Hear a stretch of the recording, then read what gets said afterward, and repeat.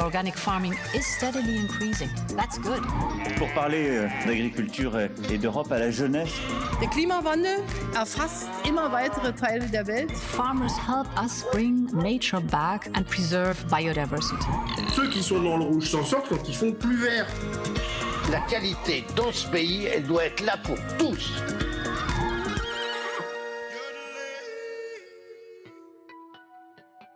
Rural communities are a cornerstone of Europe's resilience and independence.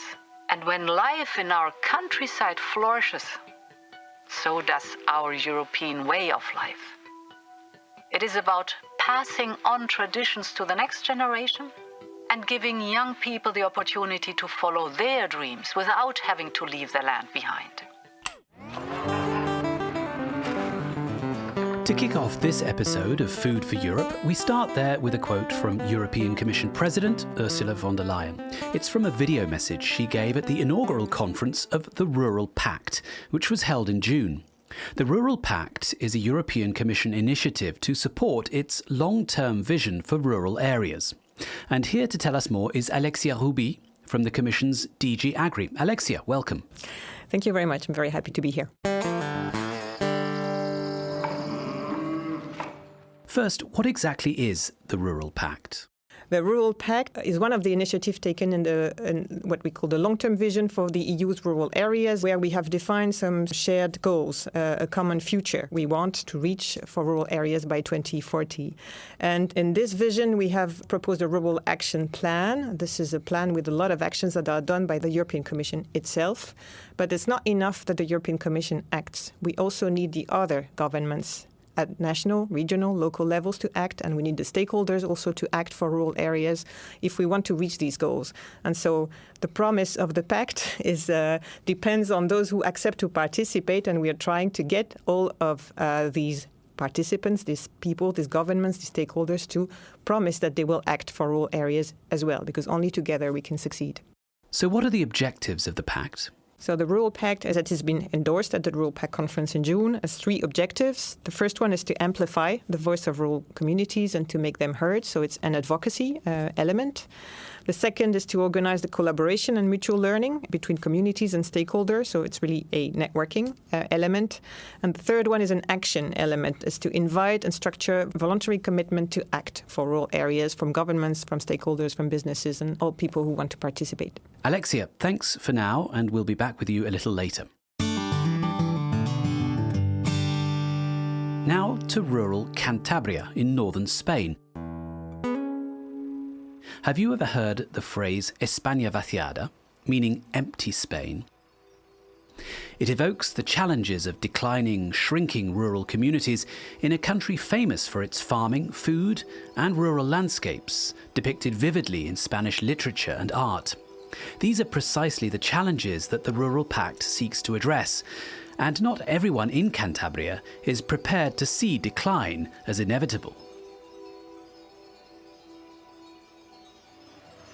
I'm not able to accept the term España vaciada. It's true that we are just a few people, but we are not empty. The problem there is that when people start talking about España vaciada, they will start thinking we are empty, and we aren't. And I think that it's very dangerous. Maria Bulnes is an activist and youth community worker in rural Cantabria, running projects funded by the Fundación Botín, a private organisation with a mission to strengthen the region's social development.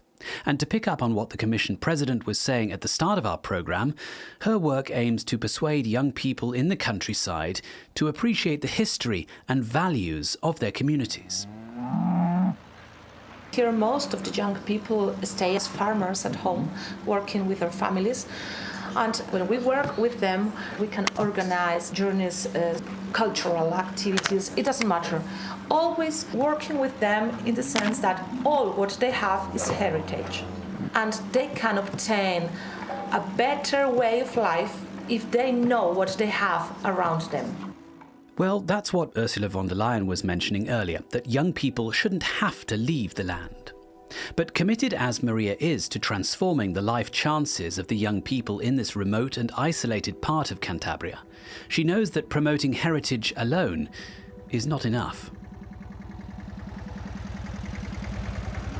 When you live in a rural area, you have the same opportunities as children who live in a city, in a way that they receive the same education. But they don't receive the same tools because they are in very small schools, they don't have the same activities when they finish the school. So one of the biggest problems we have is the difference in the tools we have and people in the cities have. So, an imbalance of educational inputs between rural and urban areas, and perhaps a demonstration of the challenges of adapting educational systems for low-density rural communities, and the need to look beyond simply textbooks and classrooms. Alexia, you're still with us. One of the tools that you want the Rural Pact to promote is what's known as rural proofing. Can you explain more about what that is? So rural proofing is a means to review policies from a rural perspective. So the idea is to say, when we develop new legislative initiatives, new policies, to say what does it mean for rural people, for rural communities, for rural businesses, economies, territories. What difference does it make? Which specificities do they have that need to be taken into account so that they can benefit from this new initiative as well? So where has the policy emphasis been until now? Most policies tend to be developed with a sectorial perspective, for example, on health or on energy or on transport, but not even exploring what it means for different places. When, in fact, these legislative initiatives, they can have a different impact and they can really put some places in trouble or miss opportunities to do something good for them. Thanks, Alexia. We'll come back to you for a final word at the end.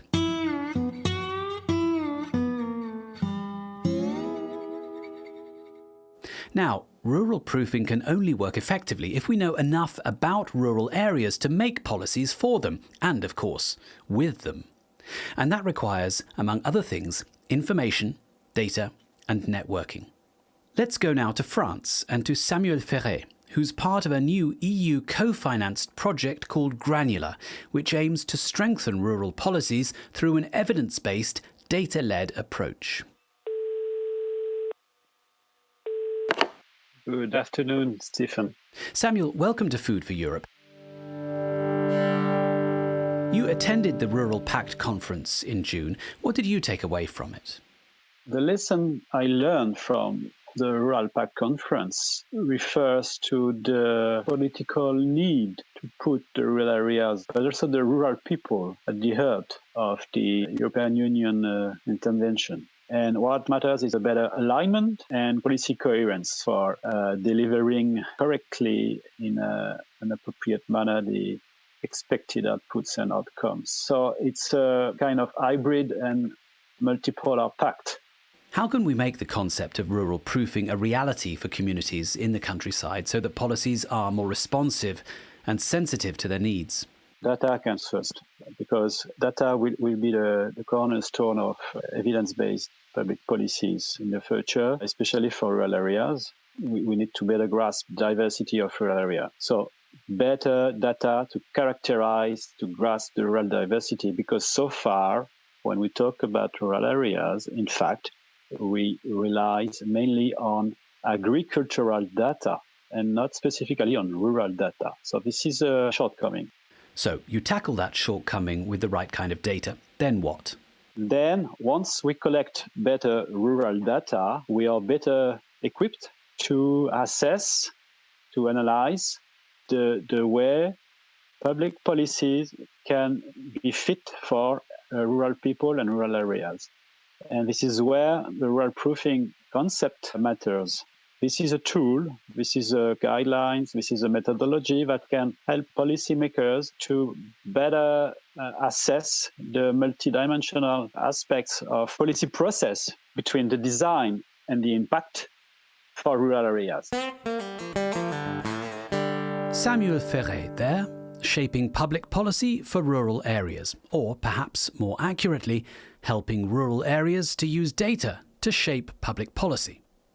And as part of its approach, the Commission has committed to build a rural observatory. It'll be a one-stop shop platform collecting evidence, data and indicators, making that data publicly available and helping to map rural diversity more effectively. Let's go back to Spain now, to the Valle del Nansa in western Cantabria. Maria Bulnes, our youth community worker, gave us her reflections on the Rural Pact and how she hopes it could benefit her work in an NGO. The Rural Pact is great, but I would like them to spend the time to find small projects or programs in the areas so as they can work together, because it will be great. Because sometimes what's happening in the rural areas is that local governments have a program, national government has another programs, and Europe has other plans or other programs. And sometimes they work together, but sometimes not, and it's a pity. Maria's been working in Valle del Nansa for 13 years, and she's under no illusions that positive change to build a more cohesive community will take time. But for her, it's worth the investment.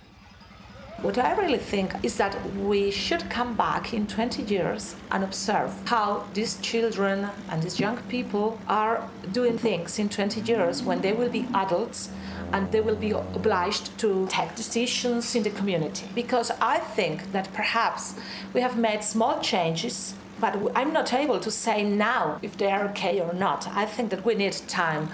We want results immediately, and some programs need time.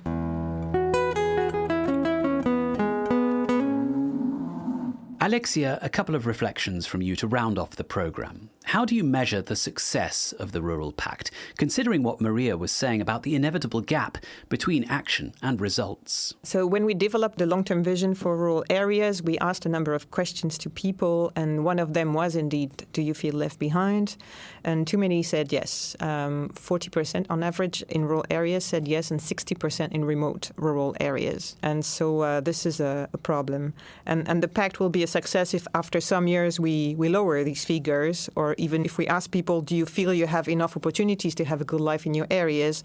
A majority of people would say yes in all the member states of the EU. That would be a great success. So, ambition right across the EU, but surely the concept of rural proofing demands a tailored approach designed to consider the huge variety of rural life in Europe. Rural areas are very diverse, different types of territories, geographies, climate, economic and social conditions, culture, history, even from one region to another. But yet there's a lot of common ground. This common ground, we can work together on it, and that's what builds the vision. Nobody says that the same solutions are needed everywhere, but everywhere it's needed to give the capacities and the means to rural people to face their challenges and build a brighter future. Yeah. Alexia, thanks for coming on Food for Europe. Thank you. I was really delighted to be here. Well, that's all from this edition of Food for Europe. Paul Anderson will bring you the next one on the thorny topic of pesticides and food production. And I'm back after that looking at the food and farming angle of the EU Central America Free Trade Agreement. So until then, bon appétit. Organic farming is steadily increasing. That's good. Pour parler d'agriculture et d'Europe à la jeunesse. Der Klimawandel erfasst immer weitere Teile der Welt. Farmers help us bring nature back and preserve biodiversity. Ceux qui sont dans le rouge s'en sortent quand ils font plus vert. La qualité dans ce pays, elle doit être là pour tous.